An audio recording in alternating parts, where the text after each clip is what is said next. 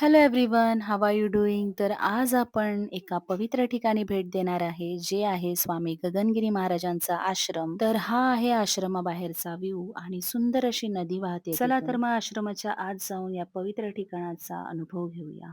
मंदिराच्या एंट्रन्सला सुंदर अशी बाग, अवतीभोवती हिरवीगार झाडे आणि स्वच्छता ही या मंदिराची खासियत आहे. आश्रमाला लागूनच सुंदर अशी खळखळ वाहणारी नदी, असा सुंदर निसर्ग या आश्रमाला मिळालेला आहे. चला तर मग जाऊयात सर्व देवतांचे, संतांचे दर्शन घेण्यासाठी. हे ठिकाण हे फक्त मंदिर नसून महाराजांच्या तपश्चर्याचे एक प्रतीक आहे. असे मानले जाते की महाराजांनी या ठिकाणी अनेक वर्ष कठोर तपश्चर्या केली होती आणि त्यामुळे इथे सकारात्मक ऊर्जा कायम आहे. ज्या गुहेमध्ये महाराजांनी खूप वर्ष तपश्चर्या केली, तिथे जाण्यासाठी मंदिराला लागूनच एक रस्ता आहे.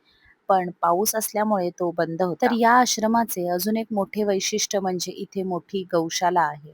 100हून अधिक गायी इथे पाळल्या जातात आणि त्यांची निगाही व्यवस्थित घेतली जाते.